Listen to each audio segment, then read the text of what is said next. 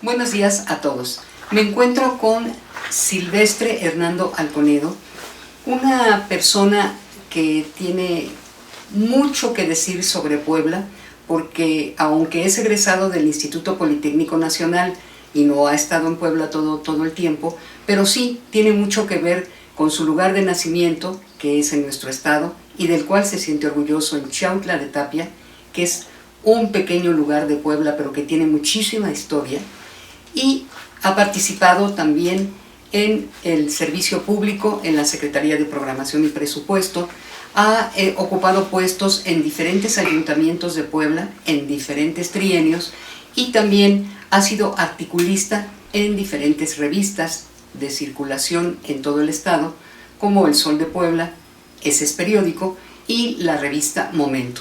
Entonces, es un gusto, es un placer recibirlo, Silvestre, y platicar de biografías, primero la suya y después la de un hombre que ha sido importantísimo en la historia de este país. Comencemos por ese orgullo de Chautla de Tapia. Sí, es cierto, me siento muy orgulloso de ser mixteco. Me preocupa, creo, la mixteca porque se está perdiendo la historia, creo, en algunos pueblos. Se está perdiendo nuestras raíces. Estamos olvidando por realmente nuestra idiosincrasia, creo, en aras de una modernidad que nos ha tocado vivir. Bien, Gilberto Bosques, sin duda un hombre extraordinario, un hombre que marcó una época y marcó ese humanismo que tenía. Realmente creo que no ha sido reconocido como tal, porque no. Gilberto Bosques de verdad hizo una labor incansable, pero se conoce fundamentalmente la labor de Gilberto Bosques Saldívar en la diplomacia y en haberles dado, pues, haber podido salvar la vida de más de 40,000 personas en la Segunda Guerra Mundial y darles la posibilidad de trasladarse a México, de ser ciudadanos mexicanos y de salvarlos de la tortura y de la cárcel seguramente en la época del fascismo, en la época de Hitler. Entonces ha sido reconocido en algunas partes del mundo por esto. Sí. Pero sin embargo Gilberto Bosques tiene una historia muy importante, muy interesante, por ejemplo en el gobierno de Lázaro Cárdenas, en lo que se refiere a la educación.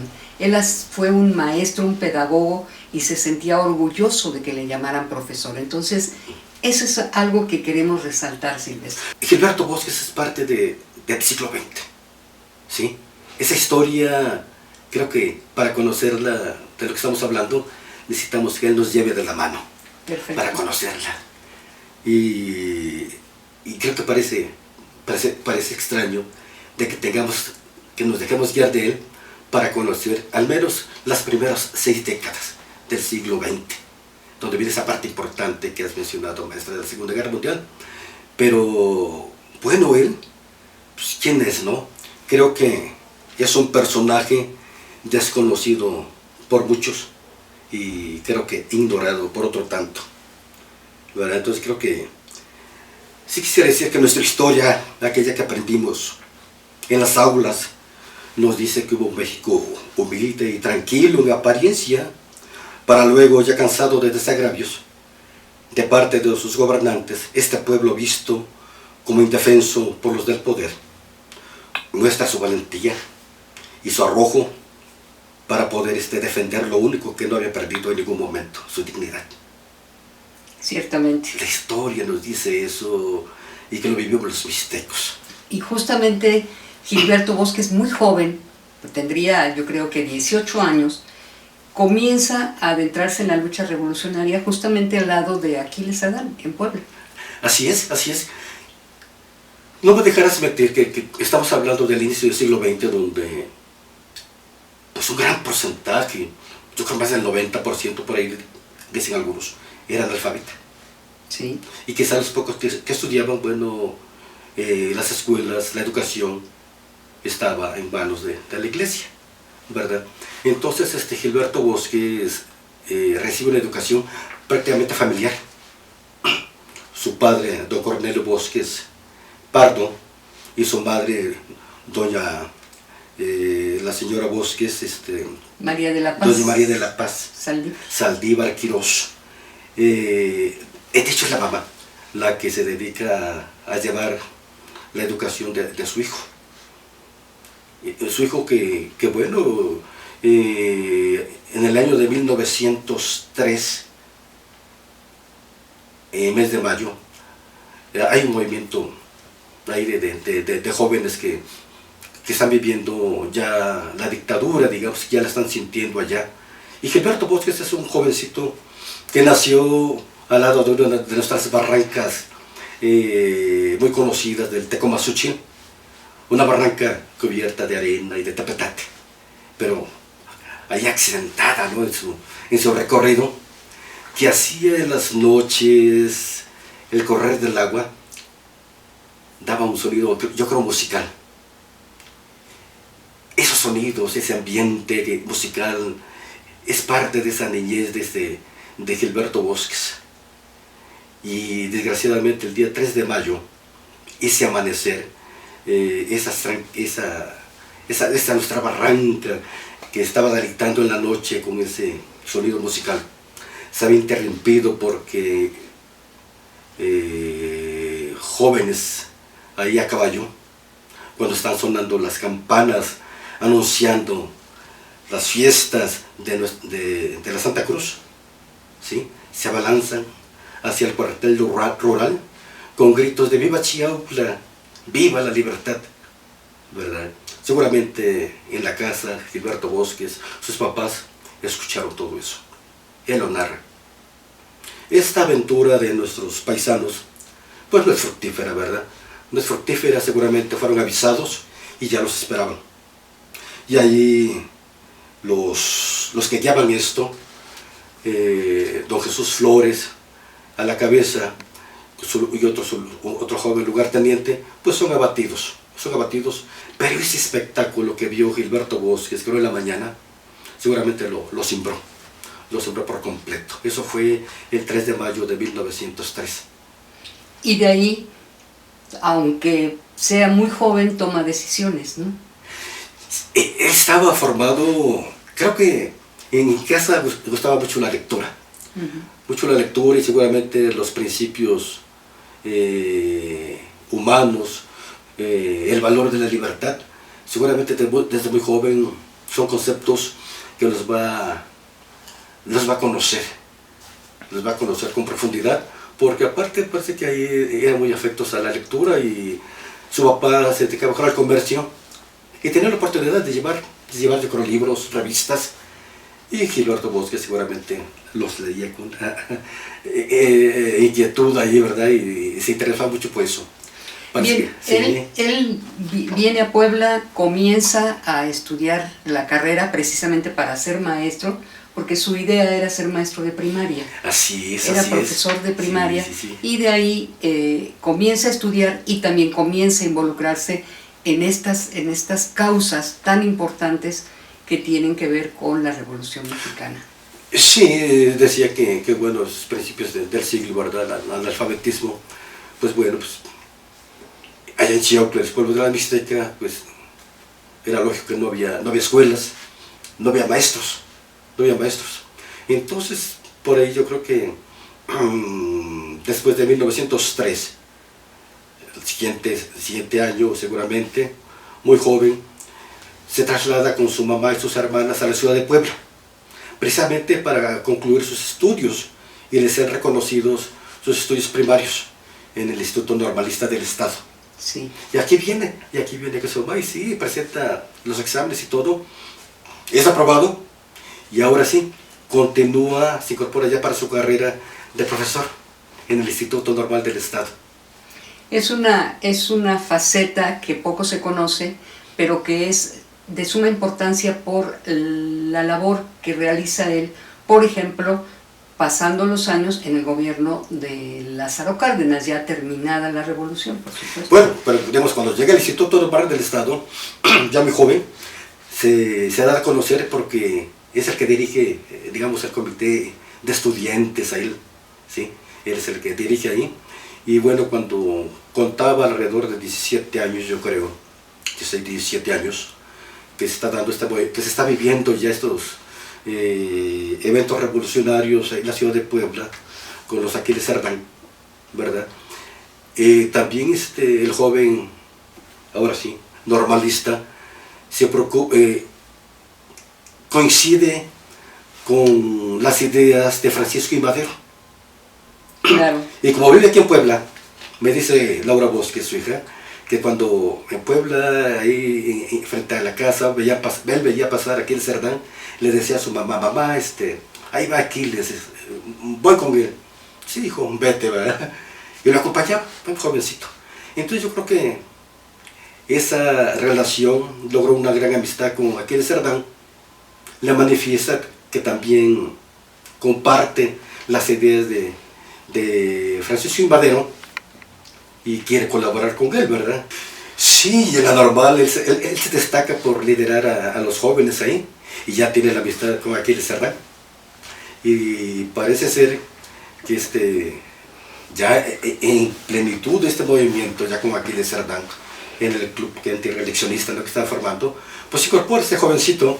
¿Y qué es lo que hace? Aparte de su labor en el Instituto Normal, se pone a repartir propaganda, acude a las fábricas, acude a hablar con campesinos, ¿sí? Y caramba, es una labor muy importante la de él. O sea, ya se involucra directamente en eventos revolucionarios encabezados por Aquiles Cerdán. Sí, y después, bueno, lamentablemente es descubierta esta revolución que se está gestando, mueren dos de los hermanos Cerdán, son apresadas su hermana, su esposa y su madre, pero el movimiento sigue. Por supuesto. Y Madero llega a la presidencia de la República y luego, lamentablemente también, Madero es traicionado. Y ahí otra vez entra Gilberto Bosques, precisamente con una comisión, un comité de estudiantes y de maestros a luchar en contra de Victoriano Huerta, ya el traidor en contra de Madero, ¿no? Por supuesto, yo creo que aquí ya estamos hablando del revolucionario y que efectivamente sí estaba preparado para el 20 de noviembre.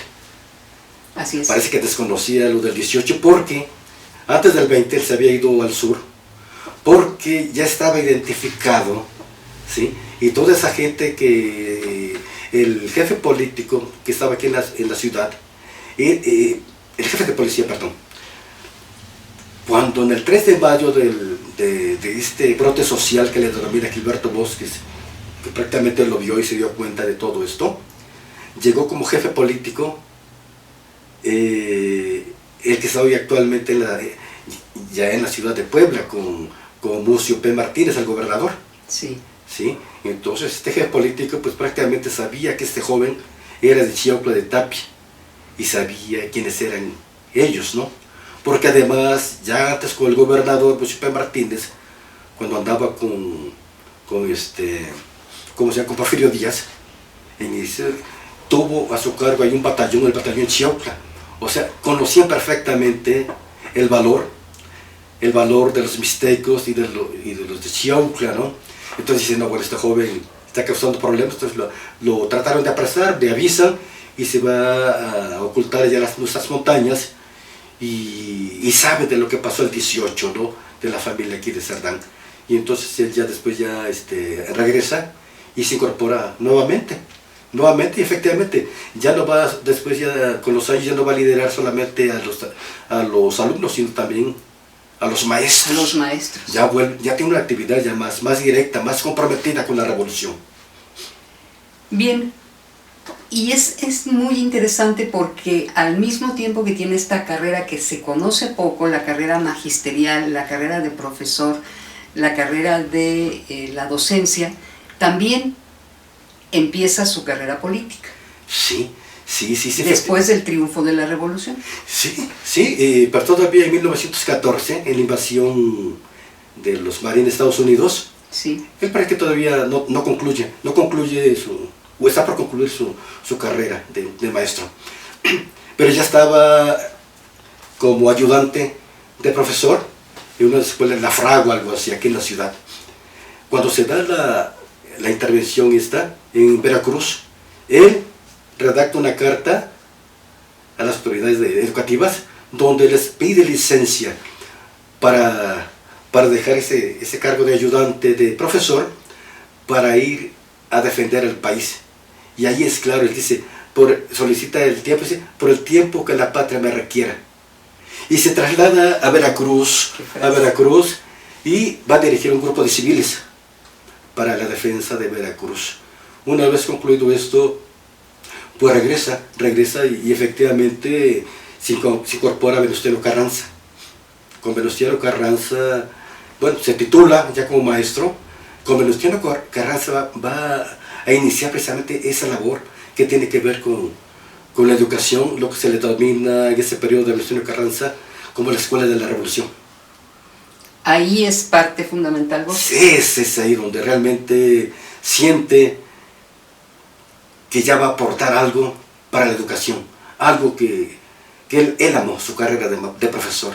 Entonces ya Gilberto Bosques, ya estando en el sureste, dice, le retiran la cuestión militar y se dedica a la cuestión educativa, pedagógica.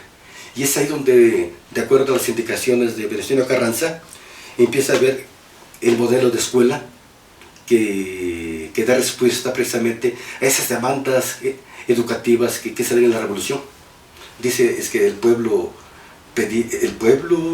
cuando ellos tuvieron contacto con ellos, sus demandas eran escuelas y maestros. Porque ya a su regreso del sureste de la República se va a la parte de Tlaxcala, en los estados circunvecinos. Pero ya con la misión de hacer realidad la escuela de la revolución.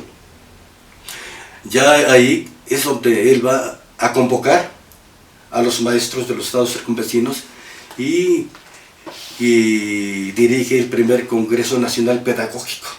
Viene el Congreso Constituyente de febrero de 1917. Él es nombrado diputado, pero le dice que sea diputado federal para que asista a ese congreso. Pero él dice, no he cumplido los 25 años, me faltan meses y no puedo, pero yo me quedo en el Congreso Constituyente de mi estado. De acuerdo. Y hace lo mismo. Sus propuestas que tienen que ver, ya tuvo una experiencia como diputado, o bueno, ya legislativo, y empieza precisamente a hablar ya sobre la jornada de las 8 horas, de la devolución de la tierra de los campesinos, y principalmente la educación.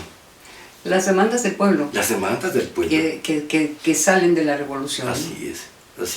Entonces, qué interesante es, ¿no? Porque ya ahí, y ya con Lázaro Cárdenas, ya es muy conocido.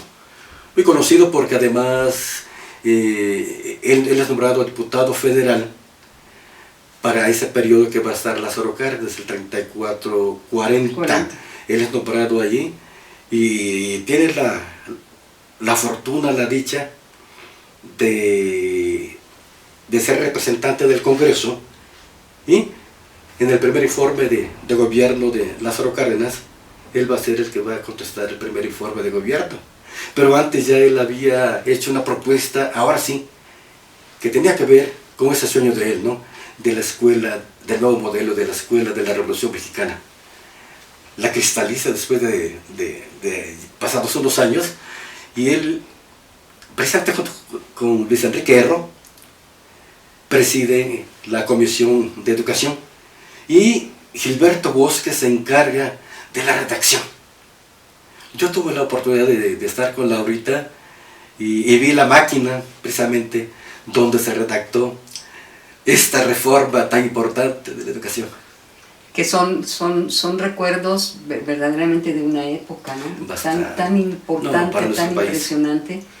Sí, yo creo que la conservación de todos los archivos, de todos los documentos que hacían estos hombres y mujeres, por supuesto, que son una parte muy importante de la historia del país, pues debe ser un gran gusto verlos, ¿no? Claro, yo tuve esa oportunidad, me siento Pues más que nada por ser chauteco. Entonces la tarea que después me dije, cuando me empezaron a abrir los espacios, los medios de comunicación, y no solo eso, ¿no? Me atreví a tratar de rescatar la historia de parte de la Mixteca, sus hombres, y en realidad sí me enamoré mucho de esta vida tan importante para nuestro país, de Gilberto Bosques, de ese papel, ¿no? Entonces ya vi qué sentido tenía ese nombre en esa placa que estaba allá en mi pueblo, de que era precursor de la revolución. Y muchas veces ignoramos, ¿no?, la palabra precursor. Claro. Pero ya conociendo la vida de él, entiende uno, ¿no?, cómo comprometió su vida, cómo dedicó su vida para nuestro país. Mucha gente desconoce que existió un partido nacional cooperativista. Y muy importante en el Congreso, porque tenía mayoría de diputados, ¿verdad? Y hay un evento en nuestra revolución, esa parte de nuestra revolución que un poquito por ahí ignorada, de la rebelión de la Huertista. Muy poco se habla de eso.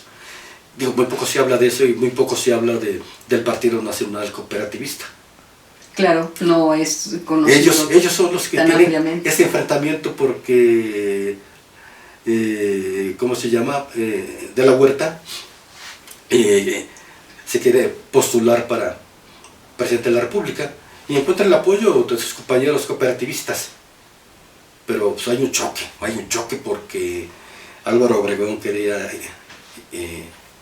poner a Plutarco Elías, no me recuerdo, pero los cooperativistas lo veían como una reelección de parte de Álvaro Obregón, ¿verdad? Oculta en la figura de Plutarco Elías Calles. Y de ahí el enfrentamiento. Desgraciadamente, pues, hay actividades de Luis Enrique Erro, de Fray Lehmann Harris, que a la postre su cuñado de Gilberto Bosques, y para apoyar la causa de este movimiento, se trasladan a Cuba, por armas y todo eso, ¿verdad?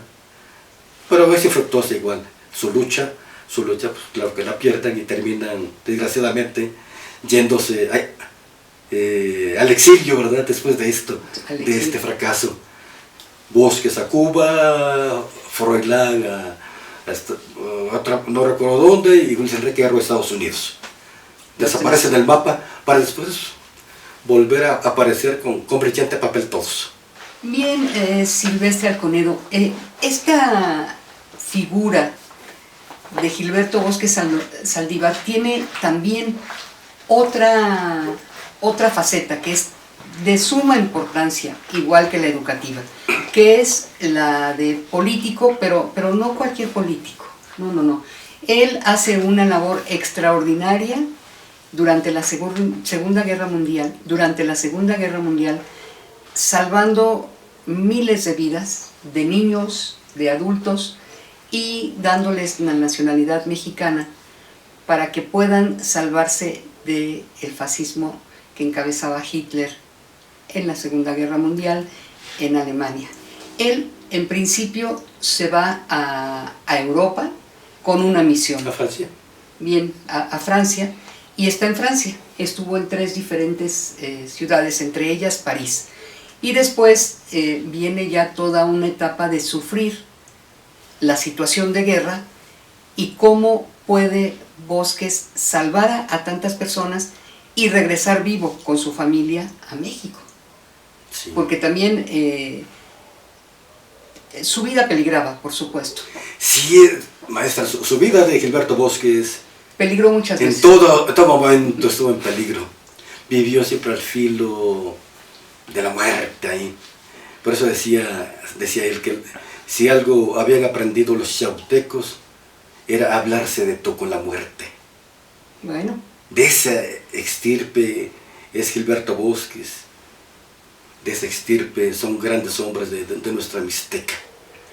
Entonces él se va con una misión ¿sí? a Europa y llega a Francia y, entre otras cosas, él quiere participar para ayudar a los republicanos españoles que estaban enfrentando ya la ¿sí? guerra civil, los finales de la guerra civil. Sí, maestra. Y muchos muertos, muchísimos exiliados ya en diferentes lugares de Europa y también en diferentes lugares de otros continentes, como México llegaron muchos niños, ¿no? Bueno, ahí tenemos a los niños de Morelia y otros grandes ejemplos. Exiliados, ¿no? Sí.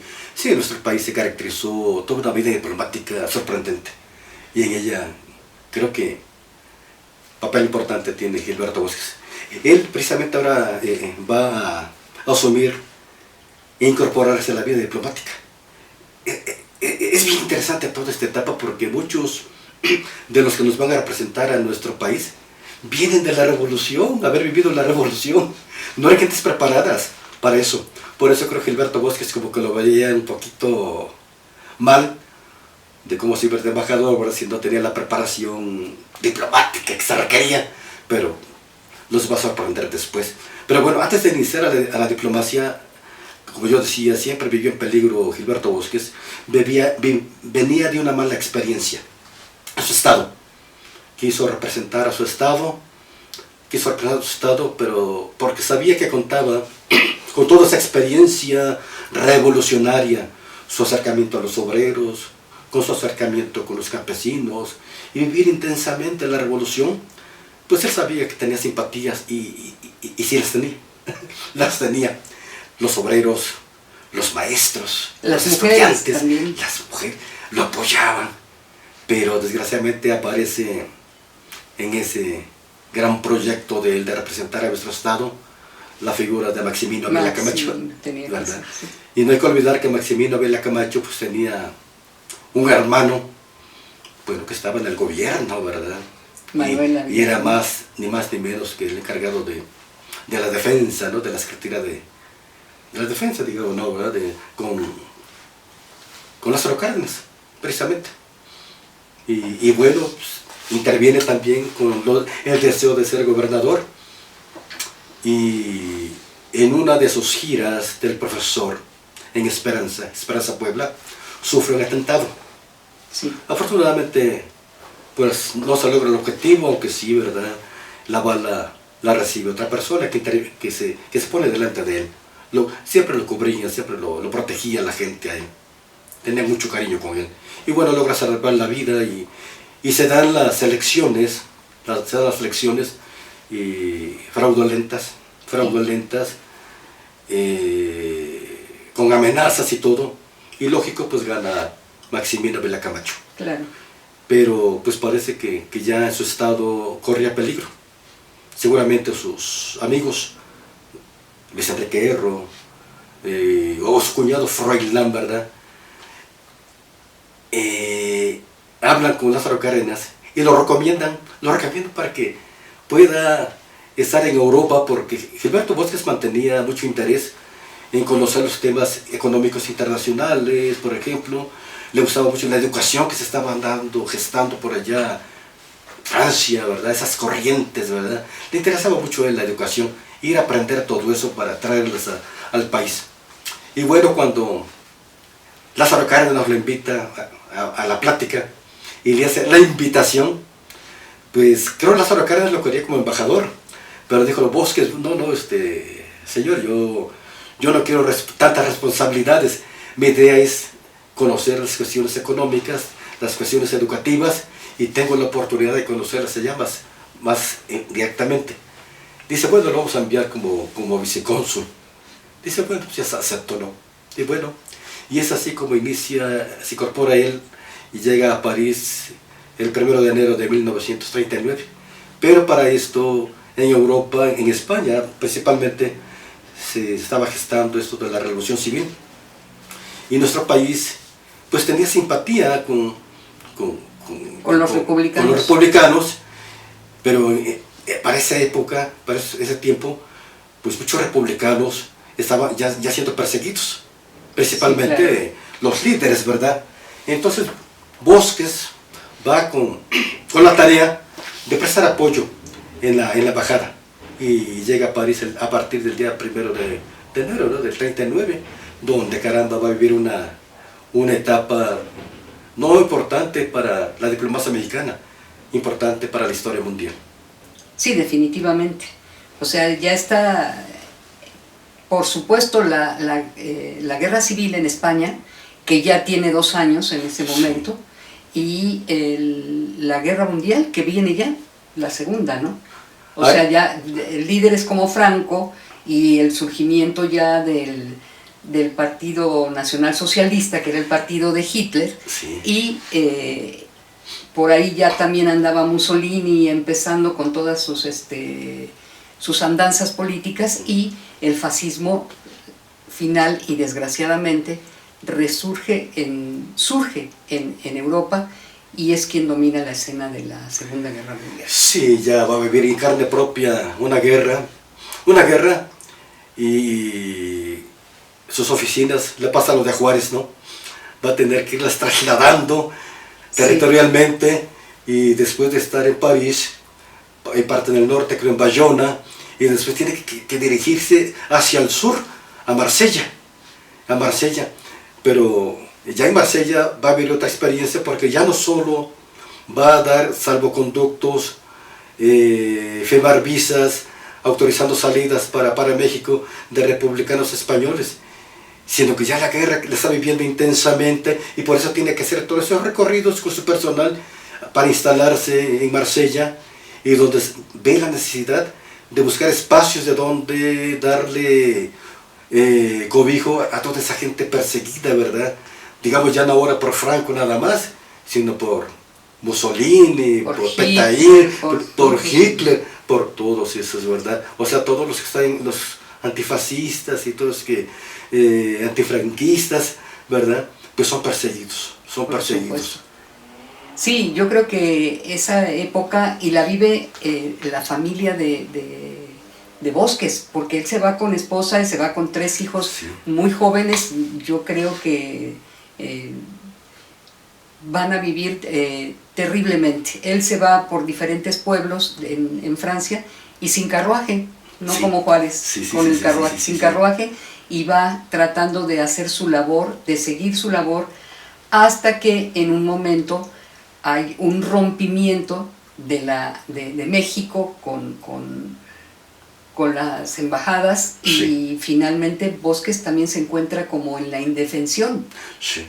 Sí, afortunadamente en este inicio del trabajo de Bosques cuenta con todo el apoyo de Lázaro Cárdenas, le da libertad para decidir, y digamos, es sorprendente todas y cada una de esas respuestas que le dan los problemas a él. Hay una frase muy importante que me encuentro cuando empecé a ver la vida de él, en una entrevista que le hice ya una vez en México, para el ABC, algo así, que le dicen que era sorprendente, ¿no?, todo lo que había realizado por la situación que se vivía, ¿no?, de guerra bélica. Y dice, bueno, en momentos como estos tenemos que hacer a un lado la legalidad para entrar al estado del derecho. Dice, ¿cuál derecho? El derecho que tienen los hombres a la libertad.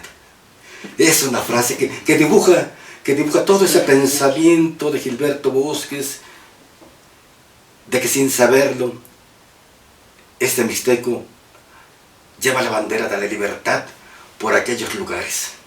De la libertad, de la defensa de los derechos humanos y de la dignidad humana, porque creo que esa labor es de rescatar la dignidad humana, ¿no?, frente a la barbarie de diferentes gobiernos en esta guerra mundial, y a la crudeza de las acciones en contra de la población civil, que gracias a Gilberto Bosques muchos de ellos salvan la vida.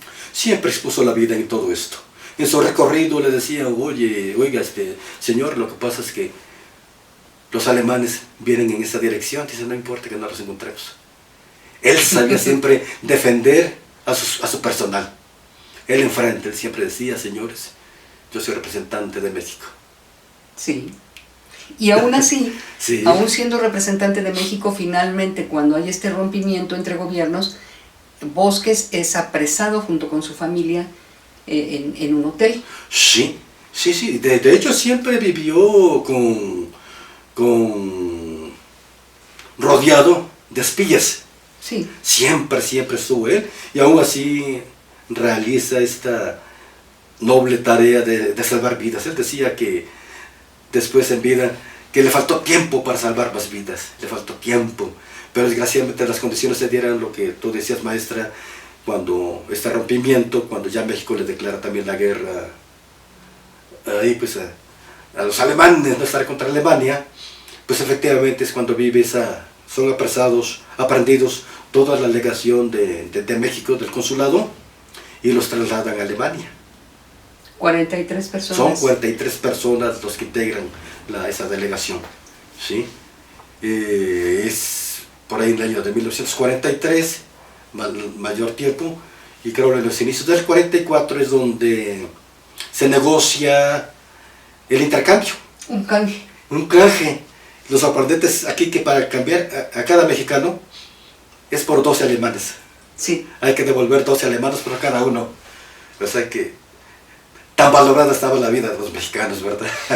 Y entonces, bueno, Bosques finalmente puede salir con su familia y con la delegación mexicana rumbo a México, llega en 1944 y es recibido con grandísimo cariño en las calles cuando se sabe que está llegando a la Ciudad de México. Sí, sí.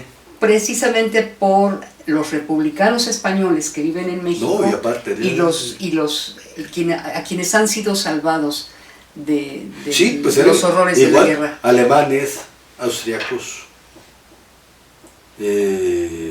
franceses a lo mejor, no todos, mucha gente, ¿no? Lo importante de esto, que cuando él traslada a las personas, hay un barco que parece que lo leí, que lo menciona Elena Poniatowska, el famoso barco Sinaí, algo así, ¿verdad? Que traslada a grandes personalidades. Se dice que es como que es la embarcación de la ciencia, ¿no? Porque traslada a todas esas personas. Y de hecho ya el profesor Gilberto había hablado en aquel tiempo, creo que todavía con Cárdenas, que sí era importante trasladar este tipo de personas, porque iban a hacer iban a aportar mucho al país, que ya lo veremos más adelante. Sí. Aportar mucho a toda esta gente que llega, es que uno se sorprende, ¿no? Cómo la cultura, la cinematografía, la técnica, el periodismo, la filosofía, pues atrás de el origen de todo esto, de los alcances que tienen nuestras instituciones, mucho se debe a esa gente. Sí, bueno, por ejemplo, un ejemplo es Adolfo Sánchez Vázquez, ¿no? El gran filósofo sí, que tuvo una carrera importantísima en la Universidad Nacional Autónoma de México y que viene justamente en uno de esos barcos, ¿no? Llega a México rodeado de personas, de científicos, de académicos, de poetas, de literatos, de mucha gente que sale huyendo de... Gran historiador de nuestra revolución. Que sale huyendo de la barbarie de la guerra civil española, ¿no? Sí. Y así notables novelistas que algunos no se quedaron regresando, como Anna Segers, una alemana, importante novelista, Anna Segers. ¿Sí? Bien, y en este sentido, como no hay un reconocimiento amplio a esta labor incansable y excelente que realizó Gilberto Bosques Saldívar, tú tienes una propuesta como ciudadano poblano y como ciudadano de Chiautla de Tapia, lugar donde nació Gilberto Bosques Saldívar. No solo fue suficiente mis artículos en El Sol de Puebla, en la revista Momento, en el 2010 en la Hora Nacional, ¿verdad? Que me dieron espacio para destacar la figura de Gilberto Bosques. No era suficiente, yo lo veía en mi pueblo, no despertaba ese interés. Después formamos una asociación civil durante 12 años. Logramos mandar a hacer un busto de Gilberto Bosques, al menos para que la gente lo conociera físicamente, ¿verdad? Gilberto Bosques. Lo hicimos, lo logramos como asociación civil, con mis paisanos. Logramos que al menos nuestros ayuntamientos, a partir de nuestra propuesta, se asumiera como un compromiso y al menos cada año rendirle un reconocimiento oficial, ¿verdad? El homenaje que fuera oficial de nuestras autoridades del municipio. Continuamos, también vimos que no era suficiente. Tuve la oportunidad de que me invitara la diputada por Matamoros del Distrito 12, Azucena Tapia Rosas, tenía mucha inquietud de conocer a Gilberto Bosques para realizar un evento en el Congreso, como muchos otros que había tenido, ¿no? Como su nombre ya, Letras de Oro, que también una legisladora poblana se interesó por eso, y fue muy importante también eso en el Congreso, que era su casa. Y igual ahora esta legisladora, entonces le hace un homenaje a él en el Congreso, y bueno, ya viendo todo esto que se venía dando acá, y no solo en México, sino también muchos historiadores de Europa vienen a México porque vive todavía su hija Laura, la mayor, que sería hoy en día, o ha sido, la voz de Gilberto Bosques. Vivió intensamente todo lo de su padre en Europa, y es una voz autorizada, ¿verdad? Que aparte guarda un archivo importante, fotográfico, documental, demasiado importante, demasiado importante. Entonces efectivamente ya en el Congreso ya se logró, como punto de acuerdo, se aprobara de que Gilberto Bosques pasa a formar parte de los libros digitales de historia de Puebla. Ha sido un avance. Claro, y esto ya se le comunicó hace más de medio año a la Secretaría de Educación Pública, pero pues sabemos que los trámites burocráticos, ¿verdad? Tardan mucho. Aparte de lo que ha pasado en nuestro estado, ¿verdad? Los gobernadores, la muerte de y todo eso, pues que está entendido, pero pues estamos confiados de que nuestras autoridades, en el estado al menos, ya nos den la noticia de que Gilberto Bosques va a aparecer en el siguiente ciclo escolar, por ejemplo. Entonces yo creo que Gilberto Bosques, como los que aparecen en la historia, tiene todos los méritos para ocupar esa página en la historia de en los libros. Pues esperemos que muy pronto veamos a Gilberto Bosques en los libros, sí, y en los libros de texto, y que los jóvenes, todas las generaciones que vienen, se enteren de quién fue este gran hombre nacido en Chautla de Tapia. Porque me sorprende de que en Europa ya tengo nombres, reconocimientos. Gilberto Bosques, en Viena, Austria, se le puso el nombre a una calle muy importante, pero fue por motivo de reconocer al país. Y claro, toda esa labor que se hizo a través de Gilberto Bosques en la embajada, lo ideal, bueno, países antes nombraban y agradecían a Lázaro Cárdenas. Pero de un tiempo para acá, se empezó más bien a identificar como una labor directa que llevaba ya nombre y apellidos, ya no de México, sino de Gilberto Bosques Saldívar. Bueno, qué bueno, ¿no? Y entonces, claro, yo como mixteco pues me siento orgulloso. Entonces la calle de Viena fue por reconocimiento cuando México, cuando Austria lo adhiere a los alemanes, el único país que protesta, parece ser, es México. Entonces, en agradecimiento, un escritor, un personaje de Austria, un doctor, hace las gestiones para que esa calle lleve el nombre de Gilberto Bosques Saldívar. Y yo dije, bueno, pues se supone que debería ser México, ¿no? Porque él no intervino en eso. Claro. Todavía no estaba. Pero bueno, pues, ¿qué quiere decir? Que no es posible que esta figura de Gilberto Bosques llame tanto la atención en Europa, ¿sí? Y no en su país. Sí, en el 2015, en París, Francia, yo me encontraba por allá, afortunadamente, haciendo ese recorrido de Gilberto Bosques, Bayona, Biarritz, cruzar España, atravesar Portugal y llegar a Lisboa. Tuve la oportunidad de hacerlo. En esos momentos yo estaba en el norte de Francia, y en Marsella estaba el presidente de la República, Enrique Peña Nieto, en aquellos momentos, y estaba con los representantes ahí del gobierno de Francia, y le pusieron el nombre de una calle, y aparte Francia, el país, hicieron una edición de un timbre con la figura de Gilberto Bosques, ¿verdad? Un homenaje a Gilberto Bosques, de la embajada y de los castillos ahí famosos, donde tenía a los que después salían para México. Pues esperamos, ha sido un placer platicar contigo, y todo ese conocimiento sobre la figura de Gilberto Bosques Saldívar, que ya ahora sabemos quién es, así con mucho más detalle, y te agradezco mucho esta plática sobre Gilberto Bosques Saldívar. No, al contrario, ha sido un placer poder platicar contigo. Silvestre Hernando Alconedo ha estado con nosotros hablando sobre un personaje sumamente importante de la historia, no solo de nuestro país, sino también de países europeos, Gilberto Bosques Saldívar. Hasta luego.